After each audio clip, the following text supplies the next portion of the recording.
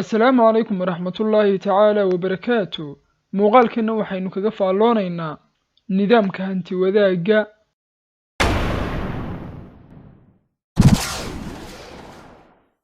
Communism, ishtiraakiya, shuyuuciya, hanti wadaag waa hannaan dhaqaale oo tibaaxaya inay dowladdu hantida ummadda oo dhan gacanta ku dhigto, rayidkana ay noloshooda kafaalo qaado, cid wax gaar u sheegan kartaana aanay jirin. hanti wadaagga wejiga ay maasuuliyaddu u samaynayaanna waxa uu dhigan yahay inay xubnaha bulshadu nolosha dhan kastaba ka sinaadaan oo aanu ruuxna ruux kale iniq yar dheeraan. dowladduna dadka xuduudkeeda ku jira waxa ay hanti leeyihiin mood iyo noolba intay ka xayuubiso ay u kaydiso oo dadkana ku adeegato, jidiinkooda waxa marayana u kafaalo qaado. hanti wadaaggu waxa ay wax walba ka horumariyaan nolosha maadiga ah iyo dhaldhalaalka adduunyo, xeerarka iyo dabarrada diimeedna waa ku liddi. waxa u sumad ah ama ay isku afkartaan weedh ah ilaah ma jiro, noloshuna waa walax, ama laa ilaah walxayaatu maadda. markii ugu horraysay ee ay si rasmiya u soo ifbaxdayna waa 1917kii, waayihii kacdoonkii bolshafiga ee ruushka ka bilaabmay. hannaankan waxaa lifay oo ay maasuuliyaddu u xil saartay yuhuudi jarmal ah oo la odhan jiray Karl Henry Marx iyo saaxiibkii Friedrich Engels oo kaalmaynayay. labada filosof ee Marx iyo Engels waxay xoogga saareen inay cilmi baadhistooda ku qotomiyaan caqiidadooda walaxawga ama almaadiya ama materialismka.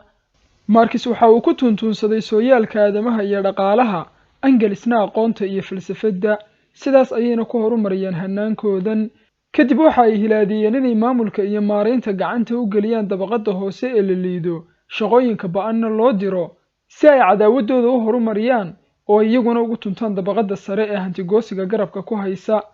adduunkana gebi ahaanba ay ka dhigaan in aragtida walaxawga ama materialismka aaminsan iyo in birta laga aslo. waxay u baahdeen jidka ay dadweynaha adduunka kaga dhaadhicin lahaayeen aragtidana inaanu ilaah jirin, noloshuna ay tahay maaddo. haddii ay muddo jallaafadaasi hor taagnayd ayuu soo baxay dhiganihii Darwin ee asalka noolayaasha, kaasaana u xalliyey su'aalihii ay ka gudbi kari waayeen. tijaabadii koowaad ee kacdoonka shuuciyadda waxa ay ku fuliyeen Baariis, waxaana ay ku reebeen riiq ba'an oo waxa ay dhigta dhiigga u dareen 18,000 oo ruux. kadibna waxay go'aansadeen inuu ruushku noqdo saldhiggooda koowaad. waxa markiiba aragtida yuhuudigan kor u qaaday oo calanka u taagay raggii qorshaha kula jiray ee ay maasuuliyaddu soo dirtay oo uu calanka u siday Vladimir Lenin. aragtidaas ah shuuciyadduna dalal badan oo Soomaaliya ka mid ahayd ayaa qaatay. sida aan filayana shuuciyaddaas aynu qaadanay waa halka ilaa maanta ciqaabtu inaga haysato.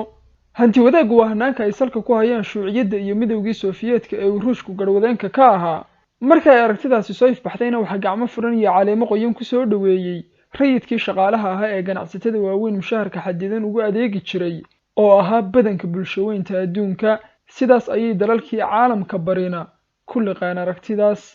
bulshooyinkii shaqaalaha ahaa waxaa lagu guulay inay ku kacaan hannaanka hantigoosiga ee adduunka ragaadiyey oo inta ay dhan isaga leexiyaan ay unkaan bulshooyin hor leh oo ku tiirsan hannaan ah hawl iyo hanti wadaag oo aanu qofna qof wax ka xigtaysan karin. wayna hirgashay oo deegaano badan ayuu hannaankaasi dhidibada ku aastay. maasuuliyiintu way ka dhabeeyeen riyadoodii. waxaa adduunkii ka bilaabmay laba loolan oo hor leh. dhan waxaa ka loolamaya dowladihii hantigoosiga ahaa oo Maraykan calanka u sido, dhanka kalena waxaa ka soo dagaalamaya dowladihii hanti wadaagga ahaa oo ay Ruushka iyo Shiina calanka u sidaan. waxaa sidoo kale bilaabmay loolan kale oo u dhexeeya dabaqadihii bulshada oo hantiilihiina saboolkii inuu cagta hoosteeda ku hayo ayuu ku dadaalayay, saboolkiina inuu hantiilihii madaxiisa minjo u rogo oo 6 iyo 2 isugu celiyo ayuu ku dadaalayay. waxaase yaab iyo amankaag leh inay 4 loolanba maasuuliyadda u adeegayaan. madaxdan shuuciyadda qaadatay waxa ay af iyo aadinba isugu dari jireen rayidkooda si ay uga dhaadhiciyaan nidaamkan. sooyaalku waxa uu xusayaa inay naftooda u qoonsadeen in ka badan 197 milyan oo qof. bilowgii qarnigii 20aad waxaa ruushka maamulayay boqortooyadii qaysariyadda. shaqaaluhuna aad ayay ugu bogeen bandhiggii shuuciyadda ee ahaa inay dadka simayaan. sidaas ayay ruushkana ku marsiiyeen aragtidoodii. markiiba waxaa hogaamiyaha shuuciyadda ruushka noqday Vladimir Lenin, taageerayaashiisuna waxa ay la baxeen bolshafiyiin. waxayna tibaaxeen si ay u hantaan maamulka inay lagama maarmaan tahay inay huriyaan kacdoon dhiig badani ku daato. iyada oo taladu sidaas tahay ayuu dilaacay dagaalkii koowaad ee adduunku howlgalkoodiina u hawl yareeyeyba fursad ayay heleen shuuciyiintii oo qaysar iyo wixii ku lug lahaaba way baabi'iyeen rayidkiina jidadka ayay buuxdhaafiyeen iyagoo u dabaaldegayay dhicitaanka qaysar iyo hanaankan suuban ee soo foolle waxa bilaabmay 3 sano oo dhiig badan qulqulay waxaana ay aasaaseen col hor leh oo ay ugu magac dareen colka cas deegaanadii ku madaxadeygay dhulka ayaa lala simay dadkiina rasaas ayaa loo nacay mararka qaar qofka oo nool ayaa la maqaarsiibayay marna musbaaro ayaa waxyaha lagaga nabayay waxaas oo dhanna waxay sameynayeen iyaga oo ku reereynaya judhiba waxay marsiiyeen rayidkii hanaankii hanti wadaagga ahaa wixii ay hayeenna way ka faramaroojiyeen kadib 1922 ilaa 22 ayay abaar ba'ani ku dhufatay ruushka macaluushii haleeshayna waxaa ku naf waayey 5 milyan oo ruux ilaa wixii ay quudan lahaayeen waa ta laga faramaroojiyay Vladimir Lenin waxa uu arkayay abaartaas fursad uu dadka qalbigooda kaga siibi karo iimaanka alle taasina ay rayidka u soo gacan gelinayso shuuciyadda maadaama ay falsafadooda walaxowgu dadka u waragto xayawaan horumaray waxay adeegsadeen hab kasta oo xayawaan la rabaynayo loo layliyo ilaa ay dadku ka aqbalayeen shuuciyadda markii uu Lenin god galayna waxa taladii shuuciyadda ruushka hantay Joseph Stalin oo hagirdaameyntii uu u geystay bulshada ruushku ay ilowsiisay hunjaaladii Lenin waxa uu ka talinayay ruushka 30 sano waxa uuna ka tegay 49 milyan oo meyd Mao Tse-tung oo ahaa hogaamiyihii bahda shuuciyadda ee Shiinaha waxa loo tirinayaa 26 milyan oo muslimiintii Shiinaha ah inuu intii u dhaxaysay 1949 ilaa 75 ku dilay gaajadii uu baday rayidka Shiinaha waxa ku naf waayay 40 milyan oo Shiina ah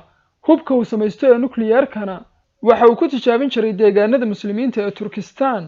waxaana ku naf waayay 210,000 oo muslimiin ah waxa uu gaarsiiyay muslimiintaas oo aagaas ka ahayd 75%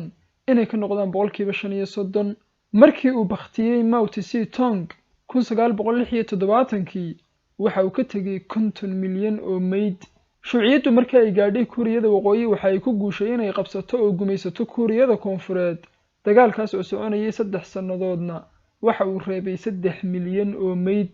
markii ay gubtay shuuciyaddu dalka Cambodia waxa ay ku reebtay riiq ah 3 milyan oo meyd muslimiina ha u badnaato ee quraankiina waa la gubay masaajidiina waa la dumiyay dadkana waxa lagu dilayay rasaas ama bacba lagu sarqinayay oo naqaska lagu dhijinayay maasoniyadu higsigoodii ahaa inay laabaha dadka ka tiraan iimaanka alle waxa u sahlay hanaankan shuuciga oo ku baaqay walaxawga ama materialismka waxayna ogaadeen habka kaliya ee xeerka diimeed iyo fikirka iimaanka ay kula diriri karaan inuu yahay noloshaas walaxawga wayna ku dhaqaaqeen oo kama ay labalabayn natiijada muuqata ee shuuciyadu umada baday waa burbur iyo baaba natiijada maldahanina waa ilaahay iyo iimaankii oo ay laabihii aadamaha ka tireen waa qorshe hore loo sii agaasimaye hanaankani waxa uu tirmay markii uu burburay midowgii Soofiyeedku sagaashamaadkii qarnigii idlaaday balse bulshooyin badan ayaa weli sii haysta qodobkani waa ka ay shacabka Soomaaliyeed iska dhiga tiraan qaritaankiisa oo siyaad barre maadaama uu kali talis ahaa waxa uu ku qasbanaa inuu raaco hanaanka uu laqantay ee shuucigu xeerka uu ku meel maro oo ah inuu af iyo adinba hogaamiyuhu ku diriro si uu shacabka uga dhaadhiciyo aragtidiisa isaguna wajigii uu doonaba ha u adeegsado ee hanaanka saaxiibadii iyo mabda'iisa ayuunbuu raacayay sida awgeed ayuu wax u gumaadayay sidoo kale waa mabda'ii ku guulay inuu ragga iyo dumarka simo halkaasna hal qodob ayay uga baahantay Soomaalidu inay ka fahanto qodobkaasina waxa uu yahay xilliga waxa lagu tibaaxay shacabka Soomaaliyeed inuu ahaa 10 milyan siyaad barre waxa uu xaq u lahaa